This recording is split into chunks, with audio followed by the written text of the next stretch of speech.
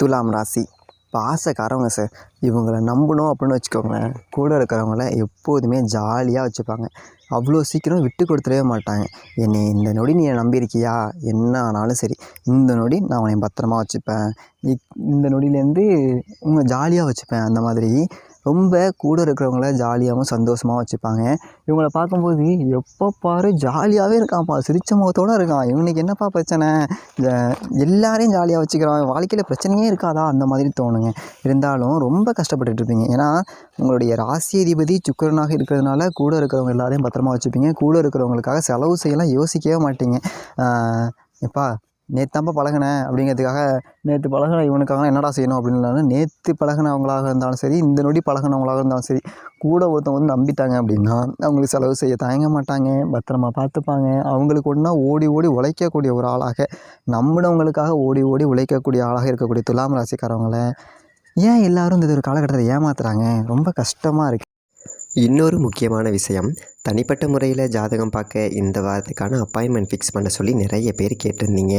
நாம் கண்டினியூவாக இப்போலாம் வீடியோவில் கொடுத்துட்டு தாங்க இருக்கோம். இப்போது ரூபாய் 199க்கு தெளிவாகவும் விளக்கமாகவும் நம்ம ஜாதகம் பார்த்து தரோங்க. அதுவும் இந்த ஒரு மாதம் மட்டுங்க.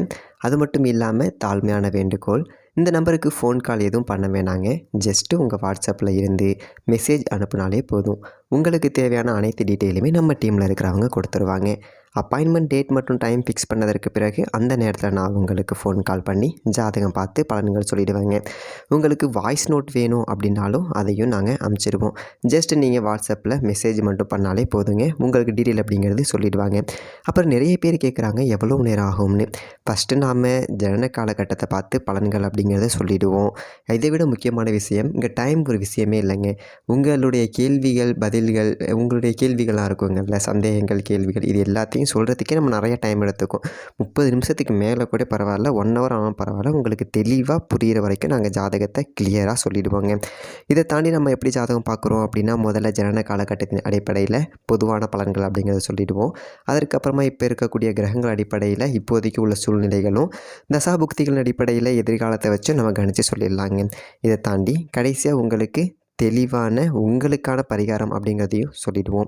இதில் இருந்தே உங்களுக்கு எல்லா டீட்டெயிலும் கிடச்சிரும். கடைசியில் ஜாதகம் இல்லைனாலும் ஜஸ்ட்டு பிறந்த தேதி, நேரம், பிறந்த இடம் மட்டும் சொன்னாலே போதுங்க.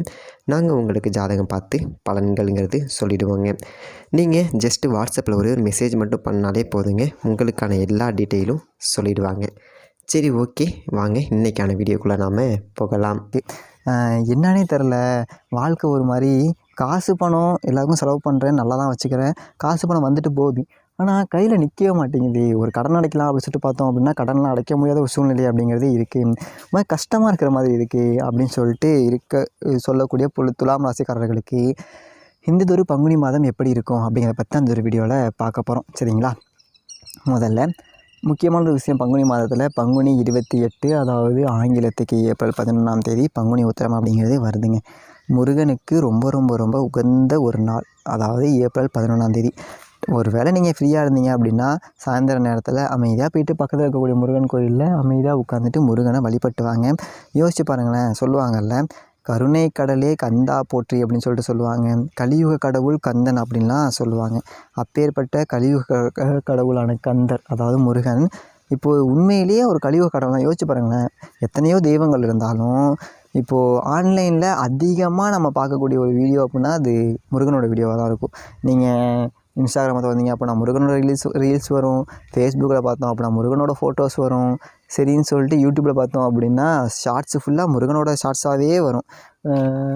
கதிர்வேலா அப்படின்னு சொல்லிட்டு அந்த பாட்டாகவே போட்டு சரசரசம் வந்துகிட்டு இருக்கும். சரி, இது எதுவுமே நான் பார்க்குறது இல்லைப்பா, வாட்ஸ்அப்பில் மட்டும்தான் இருக்கேன் அப்படின்னு சொன்னீங்கன்னா கூட உங்களுக்கு ஒரு 50 கான்டாக்ட் ஸ்டேட்டஸ் வச்சுருக்காங்கன்னு வச்சுக்கோங்களேன். அதில் 15லேருந்து 20 கான்டாக்ட் டெய்லிக்கு எங்கேயாச்சும் ஒரு கான்டாக்டில் பார்த்தீங்க அப்படின்னா முருகனோட ஒரு ஸ்டேட்டஸ் இல்லாமல் இருக்கவே இருக்காது. ஸோ கலியுக கடவுள் கந்தர் அப்படிங்கிறதுல எந்த விதமான சந்தேகமும் இல்லாத அளவுக்கு இப்போது முருகனுடைய அந்த வளர்ச்சி, அதாவது புகழ் வளர்ச்சி அப்படிங்கிறது இருக்குது.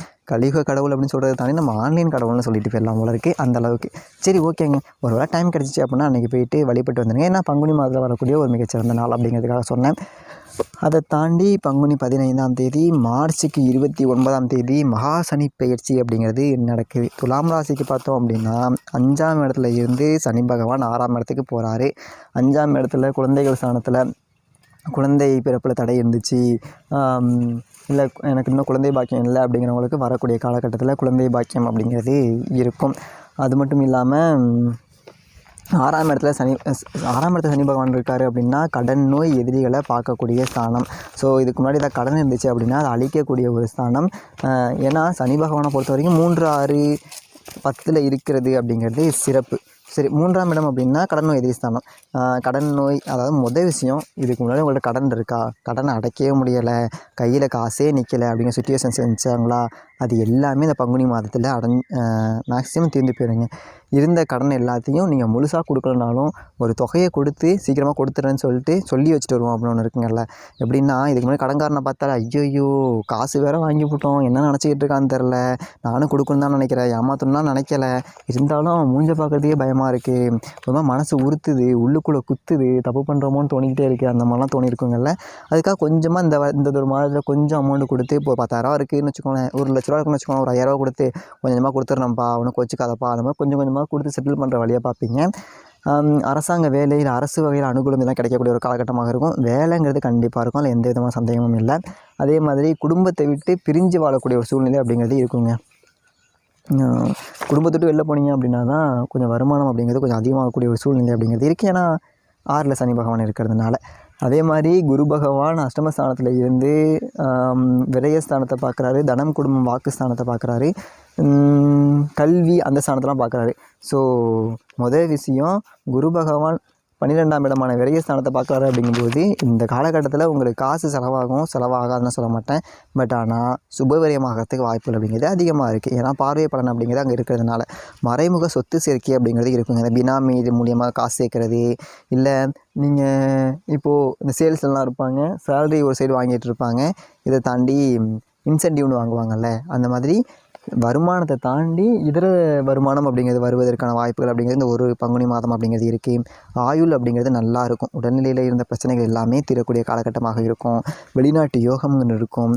என்ன ஒன்று அப்படின்னா இந்த போக சிந்தனைன்னு சொல்லுவாங்கள்ல, ஒரு மாதிரி அந்த காம உணர்வுங்கிறது கொஞ்சம் அதிகமாக இருக்கக்கூடிய காலகட்டமாக இருக்கும். அதுக்கு நீங்கள் பெருசாக முக்கியத்துவம் கொடுக்காதீங்க, மைண்டை கன்வெர்ட் பண்ணிடுங்க, சரிங்களா? அதை மட்டும் பண்ணிட்டீங்க அப்படின்னா கொஞ்சம் தப்பிச்சுக்கலாம். இல்லைனா அது தேவையற்ற ஒரு குழப்பத்தை மைண்டுக்குள்ளே ஏற்படுத்திக்கிட்டே இருக்கும். அதே மாதிரி ஒரு நல்ல பெரிய மனுஷனாக இருந்த ஒரு விஷயம், ஒரு பெரிய லெவலில் நீங்கள் உங்கள் பேரை கட்டி காப்பாற்றிட்டு இருப்பீங்கல்ல, அது இந்த ஒரு காலகட்டத்தை கொஞ்சம் லைட்டாக கெடுற மாதிரி ஒரு சூழ்நிலை அப்படிங்கிறது இருக்குது. அதை கொஞ்சம் பார்த்துக்கோங்க. அது மட்டும் இல்லாமல் குடும்பஸ்தானத்தையும் பார்க்குறாரு. ஸோ பொருளாதாரத்தில் ஒரு முன்னேற்றம் அப்படிங்கிறது இருக்கும். வாக்கு தெளிவாக இருக்குங்க. நீங்கள் இந்த டேட்டில் இவ்வளோ தரேன்ப்பா, முழுசாக தரலனாலும் இவ்வளோ அமௌண்ட் தரேன் அப்படின்னு சொன்னீங்க அப்படின்னா அந்த வாக்கை காப்பாற்றுங்க. கொடுத்த வாக்கை காப்பாற்ற ட்ரை பண்ணுவீங்க. முக்கியமான ஒரு விஷயம். ஸோ நெகட்டிவாக யாருக்கும் வாக்கு கொடுத்துறாதீங்க, சரிங்களா?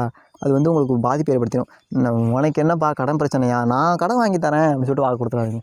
யாருக்கும் கடன் வாங்கி கடன் கொடுக்கக்கூடாது. குரு பகவானோட ஒரே மைனஸு அப்படின்னா, நான் பார்த்த எல்லா ஜாதகத்துலேயும் அவங்களுக்காக கடன் வாங்கியிருந்தா கூட பெருசாக கஷ்டப்பட மாட்டாங்க. ஆனால் கடன் வாங்கி கடன் கொடுப்பாங்க.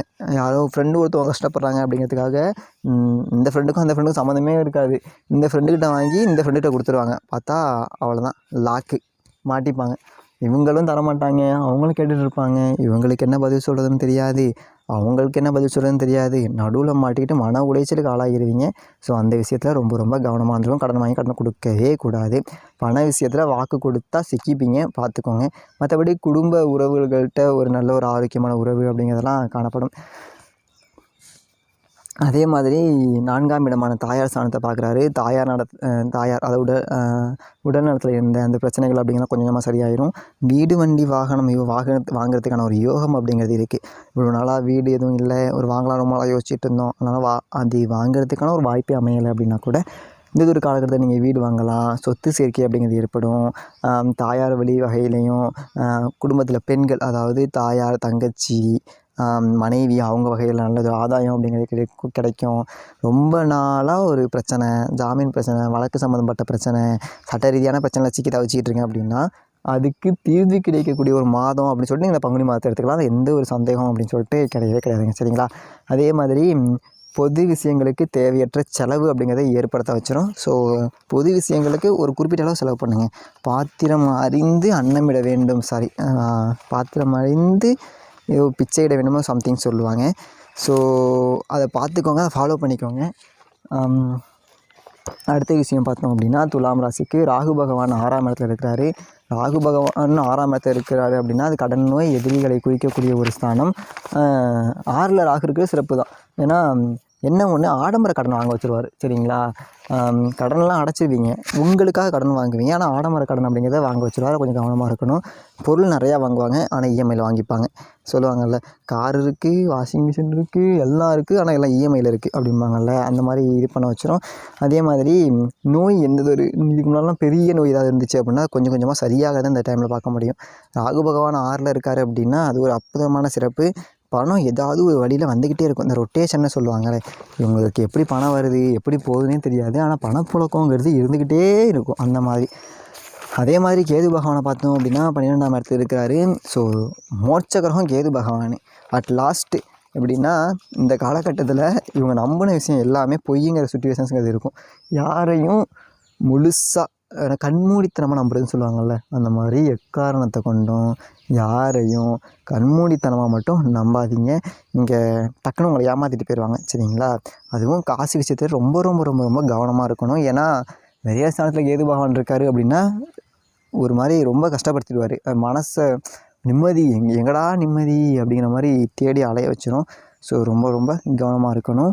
இன்னொன்று, ஒரு முடிவற்ற தேடல், அதாவது ரொம்ப பயங்கரமாக பாசம், ஒரு எப்படி சொல்கிறது, ஒரு பொண்ணு மேலே பயங்கர பாசத்தோடு இருப்பீங்க.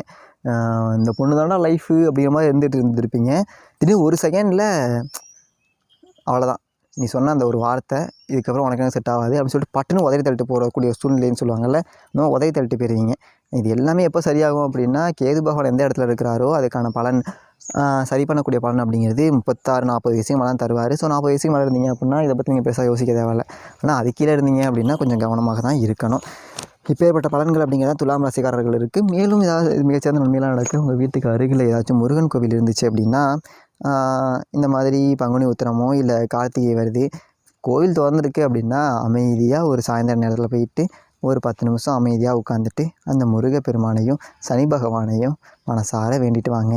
உங்களுக்கு என்ன வேணுமோ அதை கேளுங்க. பிரச்சனைகளை மட்டுமே சொல்லி சொல்லி புலம்பாமல் எது வேணும் அதை முதல்ல யோசிங்க. பிரச்சனைக்கு சொல்யூஷன் என்ன, தீர்வை முதல்ல யோசிச்சு அந்த தீர்வை எனக்கு கொடு கடவுளே, தீர்வுக்கான வழியை கொடு கடவுளே அப்படின்னு சொல்லிட்டு வேணுங்க.